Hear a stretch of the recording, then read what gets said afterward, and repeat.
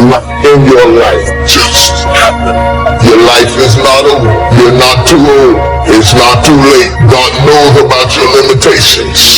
Whatever God has predetermined to happen will come to pass. And no devil in hell has ever been able to abort the purpose of God, not once. Your mistakes were in his will. Your trouble was in his will. I don't care what you went through.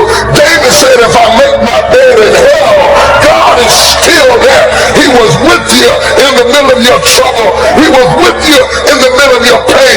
You ought to shout, I don't care where you are, because nothing just happens. The reason we worship him as God is because he is the CEO. He runs the universe. Think about the most damnable thing that ever happened and shout nothing. Think about the most embarrassing thing that ever happened in your life and shout nothing. Think about people who loved you and walked out and left you and shout nothing. Think about the struggle going on your job right now and shout nothing. There's a reason why it happened at this age. It's not a mistake. It's not an accident. God didn't fall asleep on the job and the devil came in and wrecked the car. He's in complete control, and he knows where you are, and he knows how old you are, and he knows what happened to you, and he knows who walked out and left you, and he knows about your bills, and he knows about what you didn't get, and he knows about the health of your child.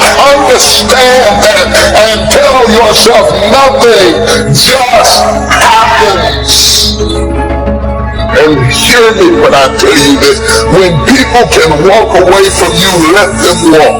I don't want you to try to talk another person into staying with you, loving you, coming to see you, staying attached to you. I mean, hang up the phone. When people can walk away from you, let them walk. People leave you because they're not joined to you. And if they're not joined to you, you get super glue and you can't make them stay. Let them go. Don't worry about the people that God has removed from your life. He saw things you didn't see. He heard conversations you couldn't hear. And he made moves you wouldn't make. We all have things happen to us in life that we don't understand. We worked hard, but we didn't get the promotion. Or people that have turned on us. It's easy to live frustrated and fight against everything we don't like. We think that it's holding us back. But Psalm 119 says, everything serves his plan. The betrayals are serving his plan. The person that walked away is serving his plan. If that wouldn't have happened, you couldn't reach your destiny. What you couldn't see was God had something better. You may not like it, it doesn't seem fair, but it's serving his plan. When you understand that everything serves his plan, then you won't live frustrated when something unfair happens. The person that walked away wasn't a coincidence, it was God moving them away. We need to see difficulties in a new light. You can't reach your destiny without opposition, without betrayals. Why are you upset over something that's designed to move you forward? God wouldn't have allowed it if he didn't have a purpose. Nothing can happen to you without his permission.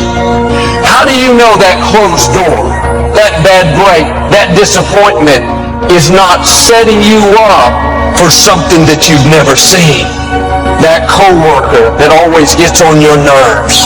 You know why they haven't moved? They're serving you. God is using them like sandpaper to rub the rough edges off of you. The scripture says our steps are being ordered by the Lord. Don't be upset over that person that's trying to make you look bad. You need them to reach your destiny. God doesn't take us in a straight line. Sometimes it's going to feel like you're going backwards. You have to trust Him when you don't understand. That's why Paul said, all things work together for good to those that love the Lord. All things may not be good. The loss isn't good, but the promise is it's going to work out for your good. Now the test, while it's not good, will you stay in faith? Will you believe that God is still on the throne? That what He started in your life, He's going to finish? Many of the challenges that you're facing now, they don't have anything to do with now. It's positioning you for something in your future. You will see how God will begin to connect the dots. There was a man out in his boat. Big storm came up and his boat capsized. But he ended up stranded on a deserted island all by himself. He kept praying and praying for God to send somebody, but it seemed like the heavens were silent. One day while he was out gathering food, when he came back, the small thatched roof hut that he had built somehow caught on fire. It was like pouring salt on the wound. About an hour later, he saw a boat way off in the distance. It kept getting closer and closer. Sure enough, it was the Coast Guard coming to rescue him. Said, "How in the world did you find me?" The captain said, "We saw the smoke coming from the fire that you built." Sometimes what we think is a disappointment is really God positioning us for a new level. If your hut's on fire today, instead of being bitter, have a new perspective. It's serving His plan. It may not make sense now. The betrayal, the closed doors can be discouraging. But you have to keep reminding yourself it's not working against you, it's working for you. Sometimes God is not removing the obstacle because He's using the obstacle to get us prepared. We don't grow in the good times. We prefer that much better, but we wouldn't reach our potential. We grow when it's difficult. That's why you can't pray away every challenge. If the situation is not changing, then God is using the situation to change you. If God made everything easy for us, we wouldn't be ready for where we're going. God has amazing things in your future. But to get there, you're going to have to defeat some big giants, outlast some strong opposition. And you have to stand strong and show the opposition that you're more determined than they are. Every day you stay in faith. You thank God when nothing's happening. Your spiritual muscles are growing.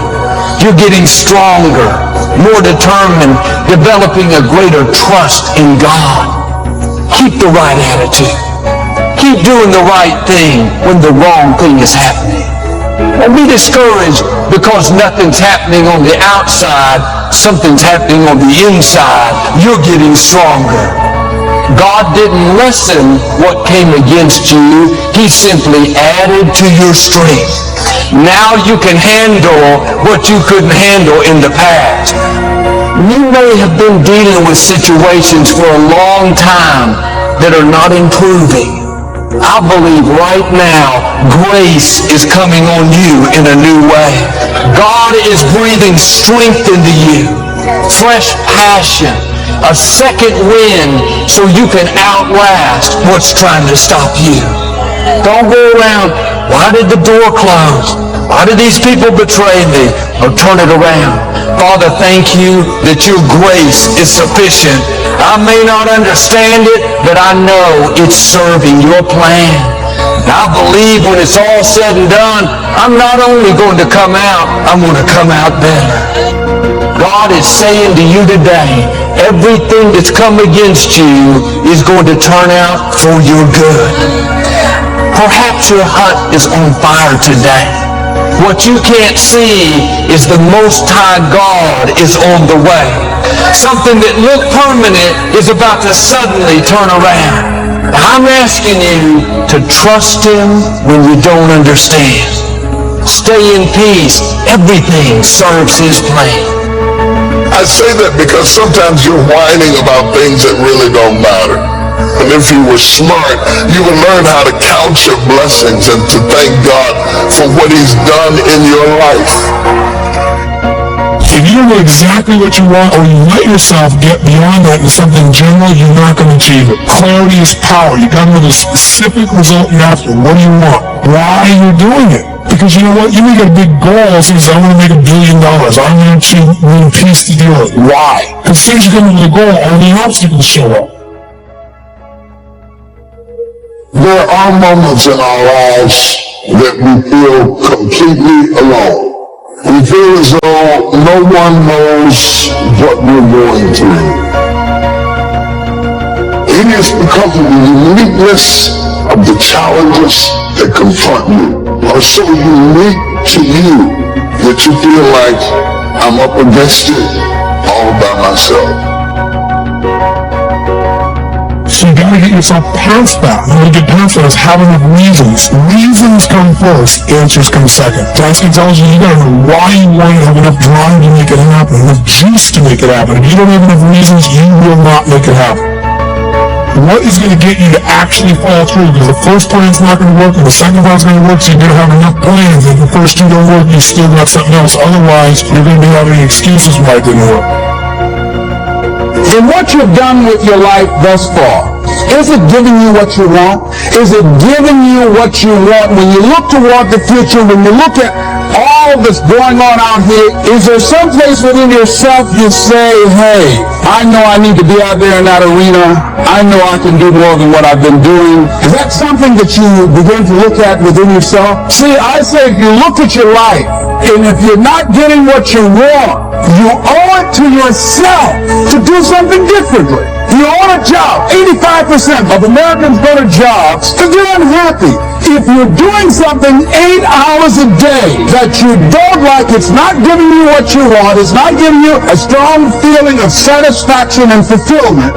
If that's what it is, you owe it to yourself to start strategically working to change directions. And generally, that type of circumstance is born because it's not because you don't have anybody to talk to, but can you trust them?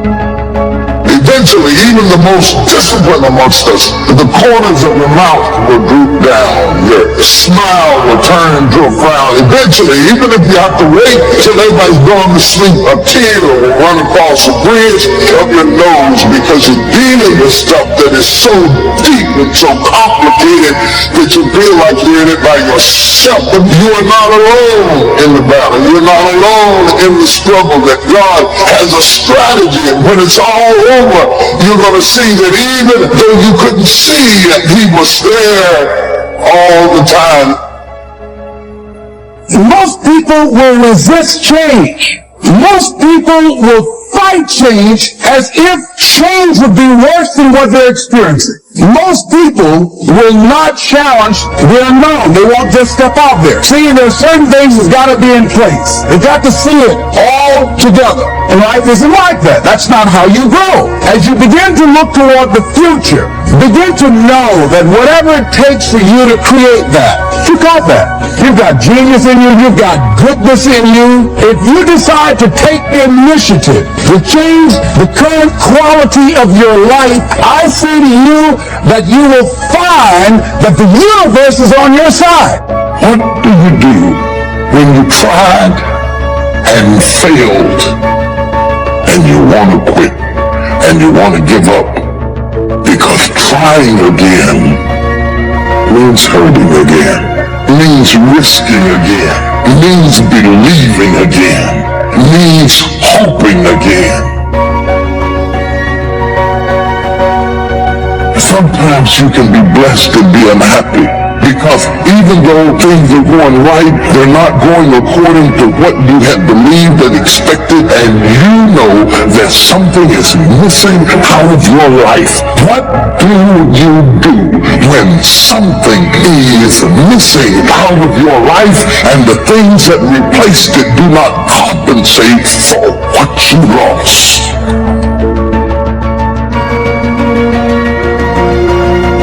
I've always been told how average I can be. Always been criticized about being average. But I want to tell you something. I stand here before you, not listening to those words, but telling myself every single day to shoot for the stars, to be the best that I can be. Good enough isn't good enough if it can be better, and better isn't good enough if it can be best.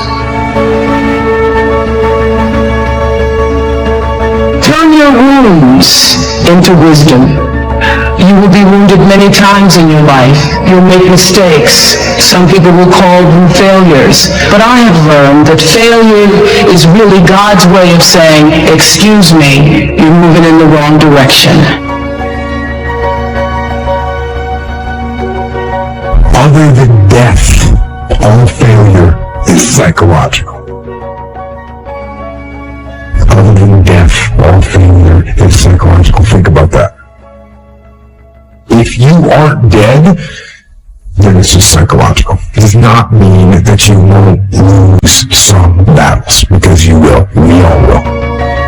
But it does mean that as long as you don't surrender, as long as you don't give up, as long as you don't quit, then you haven't failed. It just means you've made a temporary tactical retreat, a brief withdrawal, so that you can regroup and re-attack. If you get beat, unless you're dead, you are not defeated. And you have not failed. What you've done is you've learned. You've gained experience. And you're still alive. So get up and go get after it. We all live in this bubble. What you gotta do to get the life that God wants you to have, you gotta put more air in your bubble. You got to blow your bubble up. Expand yourself. Take yourself out your comfort zone. Put some more air in your bubble. If you stay in your comfort zone, that's where you will fail. You will fail in your comfort zone. Success is not a comfortable procedure. It is a very uncomfortable thing to attempt. So you got to get comfortable being uncomfortable if you ever want to be successful. People say you have to have a lot of passion for what you're doing, and it's totally true. And the reason is because it's so hard that if you don't, any rational person would give up. It's really hard, and you have to do it over a sustained period of time. So if you don't love it, if you're not having fun doing it, you don't really love it, you're going to give up. And that's what happens to most people, actually. If you really look at the ones that ended up, being successful, unquote, in the eyes of society, and the ones that didn't, oftentimes it's the ones that were successful loved what they did so they could persevere, when it got really tough. And the ones that didn't love it quit. So it's a lot of hard work, and it's a lot of worrying constantly. If you don't love it, you're going to fail. So you got to love it, you got to have passion. If you think ordinary's cool, ain't no problem. It's some really wonderful ordinary people. But if you are sitting in this room and you have extraordinary aspirations, then you're going to have to do extra. You put extra on top of ordinary and you come up with extraordinary. It's no other way. But here's the fact. All of you have extraordinary capabilities. All of you. You have to decide if you're willing to do the things to put you in that category. Rich people don't sleep 8 hours a day. That's a third of your life. He who loves to sleep and the folding of hands, poverty will set upon you like a thief in the night. You don't have to live worried, focused on the problems, wondering why it happened. You know a secret. You have favor in the storm. You know what was meant for harm, he's turning to your advantage. Here's the key. The enemy wouldn't be fighting you if you weren't a threat. Now get ready. Favor is about to turn things around. Favor is about to catapult you to a new level. Favor is not going to keep you from the storm, but favor will bring you out of the storm. We don't understand everything that happens. Sometimes life is not fair, but you have to trust that God knows what he's doing. This thing called life. You just don't know what the next moment will bring. But here's what I do know, and I want you to know. You have comeback power. When something happens to you, don't buy into what has happened to you. Buy into, I'm getting up out of here. I'm going to change this situation. This does not work with me, and I don't have the luxury of being depressed and angry. I need to clear my head. This is no time to do something stupid, like hurt yourself. No. So get serious about your goals, business goals, financial independence goals, family goals. I mean, there's so many things to work on this. If you don't get busy and work on it, sure enough, the time will pass. And sure enough, 5 years from now, you'll wind up where you don't want to be, wearing what you don't want to wear, driving what you don't want to drive, eating what you don't want to be. Now's the time to fix it. Your goals are affecting you, whatever they are. Your goals affect your attitude, personality. All day long, we're being affected by our goals. You got to clear your head so that the decision that you make represents the best in you. People who don't stop to clear their heads, they react. They don't respond. Be still and know that you're going to get through this. You're going to get through this. And you don't want to be radical. You don't want to be erratic. But be still and know I'm going to get through this. You have to assure yourself. You have to encourage yourself. You have to clear your mind. Your better future is a dream. Where do you want to go? What do you want to do? What do you want to be? What do you want to see? You've got to dream dreams. Without dreams and visions, people perish. You've got to have something to go for. Take the crumbs from starving soldiers, they won't die. Take the bread from hungry children, they won't cry. But without dreams, we all will die. You've got to dream. Don't lose your dream. Becoming something unique on your journey here, don't lose your dream. That's long-range goals. Got to have those. Because if you set up something short-range, go for it. Get it. Latch onto it. Work hard. Accomplish it. That starts building your strong feelings to go for your dreams. Economics plays a major role in everybody's life, which means it ought to be meticulously well planned for tomorrow.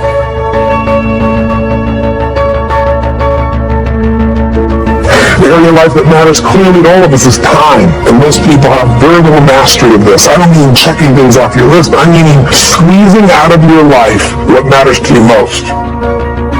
Your career, where is it now?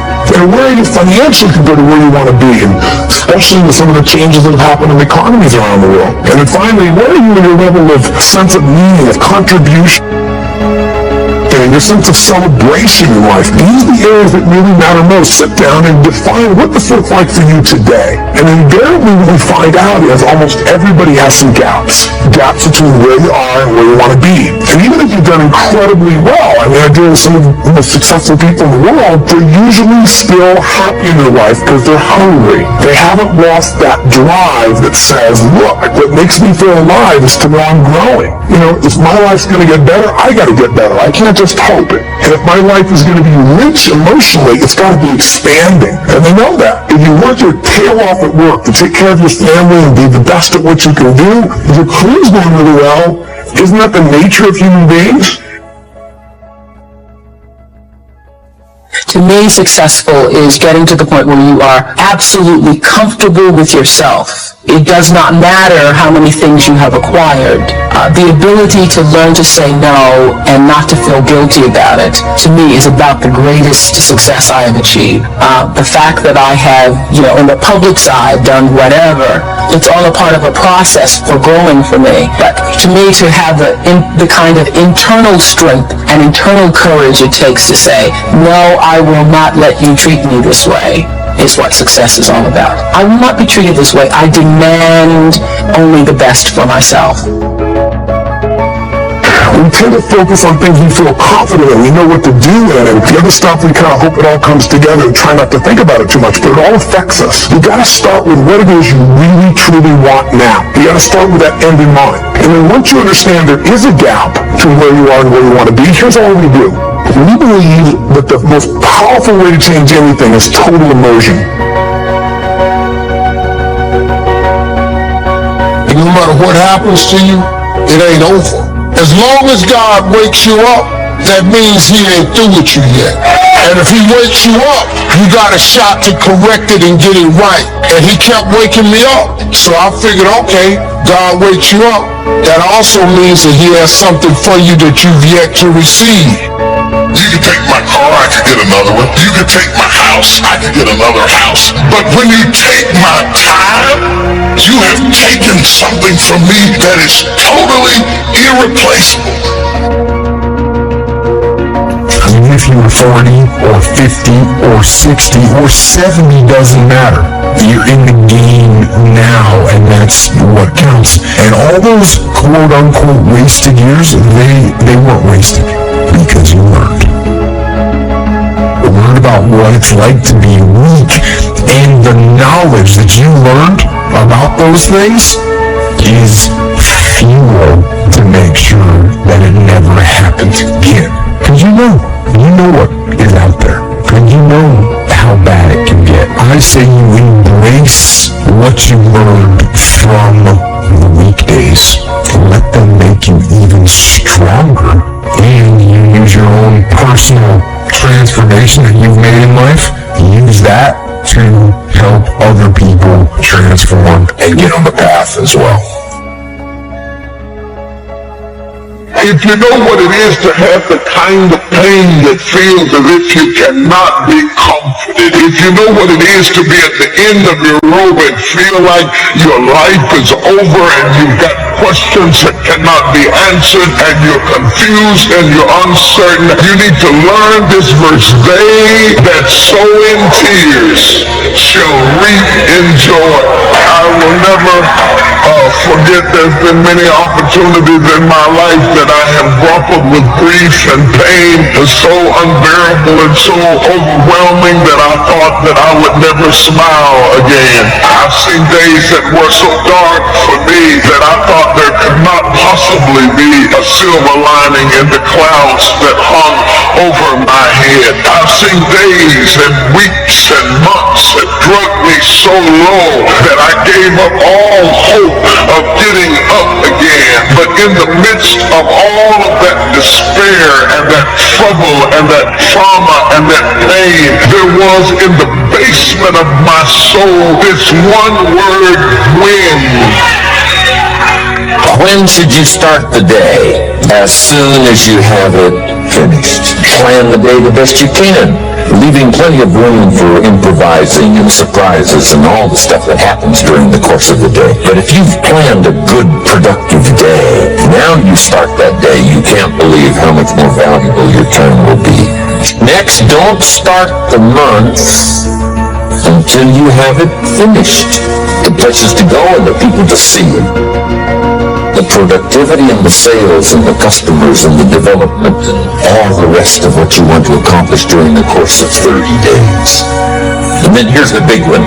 This is really challenging. Don't start the year until you have it finished. to the best of your ability. It can't be finished like minute by minute. But in terms of the sweep of what you want to accomplish, make sure that that's set and ready to go. And it might get all upset. It might get torn up and you do a new one. You make so much progress the first 90 days that now you've multiplied it all by 2, by 3. Because that happened to me. I thought, wow, this is going to be a great year. By the time I'd finished the 3rd month, I'm rolling. So many things are happening. I revised my whole year's plan. Don't let anything overly bug you. Because remember now, you don't have to do anything.